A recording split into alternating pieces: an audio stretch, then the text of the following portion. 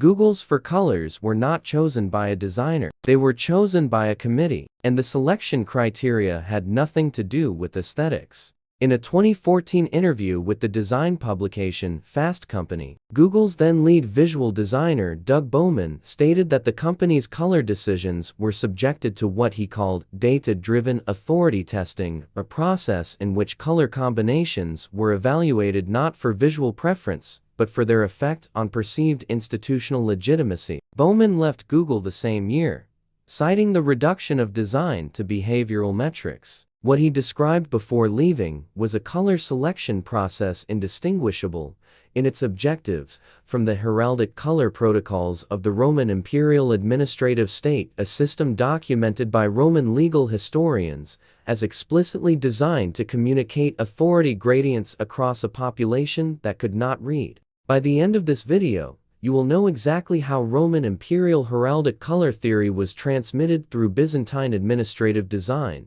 European sovereign heraldry, and 20th century corporate identity systems, before arriving, structurally intact, inside the most recognized logo in the history of the internet, and the transmission was never interrupted. Look at the Google logo. 4 colors: blue, red, yellow, green. One letter, the second L, breaks the primary sequence and uses green instead of the expected continuation. That break is not accidental. It has been A or B tested, defended in internal design reviews, and deliberately preserved through every logo iteration since 1999. The question most design analysts ask is, why those 4 colors? The more precise question is, why that specific combination of primary colors with one deliberate deviation from pattern? Because that question has a documented answer that predates Google by approximately 2,000 years. Roman Imperial Heraldry, the color system used to communicate administrative authority across the territories of the Roman Empire, was built on a principle that Roman legal historians call the authority gradient.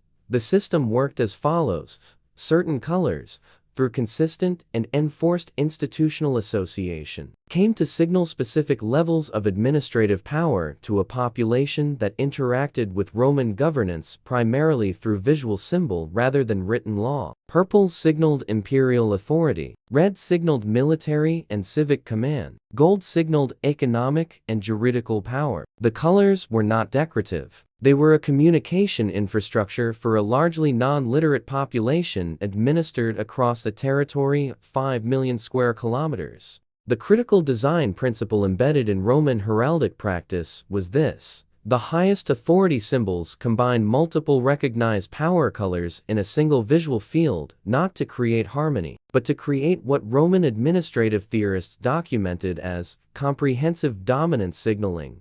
A symbol that carries multiple authority colors simultaneously communicates that it holds authority across multiple institutional domains. It is not one kind of powerful. It is powerful in every direction at once. Google's 4 colors carry red, blue, yellow, and green. The 4 colors that, across Western European heraldic tradition, map onto civic authority, intellectual authority, economic authority, and administrative authority, respectively. The combination is not a primary color palette chosen for visual simplicity. It is a comprehensive dominance signal in the precise heraldic sense, but that is only the surface. The transmission of Roman heraldic color theory did not end with the fall of the Western Empire in 476 AD. It migrated into the Byzantine administrative system, which preserved and codified Roman institutional symbolism with documentary precision for another 1,000 years. Byzantine Imperial Heraldry is one of the most thoroughly documented symbolic systems in Western history. The Book of Ceremonies, compiled under Emperor Constantine VII in the 10th century, specifies in precise detail which colors, in which combinations, communicated which gradations of institutional authority. The text was not written for artists. It was written for administrators. Color was a governance technology, and its application was regulated with the same rigor as law. From Byzantium, The system entered Western European sovereign heraldry through the Crusades and the diplomatic contact between the Byzantine court and the emerging European monarchies of the 11th and 12th centuries. The College of Heralds, established in England in 1484, but operating on principles documented from the 12th century onward, codified the heraldic color system into a formal grammar. Each color, called a tincture, carried a fixed set of institutional associations that were legally binding in the context of sovereign identification. This is the connection most corporate identity historians note as theoretical, but do not trace as documented transmission.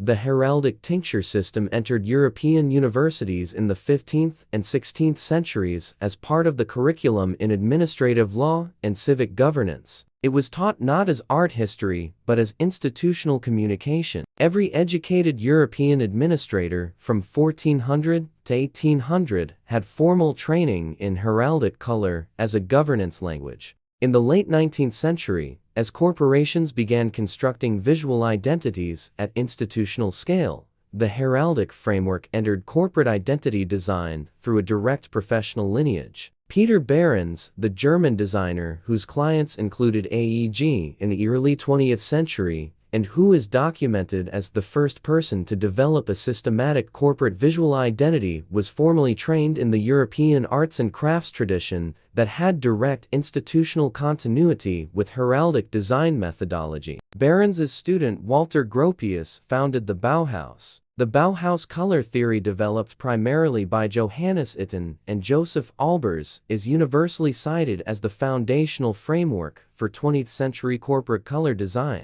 Itten's color theory explicitly references the psychological and institutional associations of specific hues. His documented lectures describe blue as communicating intellectual authority and depth, red as communicating vital force and command, yellow as communicating clarity and economic signal, green as communicating balance and administrative continuity. Those associations did not originate with Itten. They are the heraldic tincture system, translated into the language of modernist design. The Bauhaus closed in 1933. Its faculty dispersed to American universities, primarily Yale, Harvard, and the Illinois Institute of Technology. Their students populated the American corporate design industry of the 1950s, 60s, and 70s. The firms those students founded designed the visual identities of IBM, AT&T, and the first generation of Silicon Valley technology companies.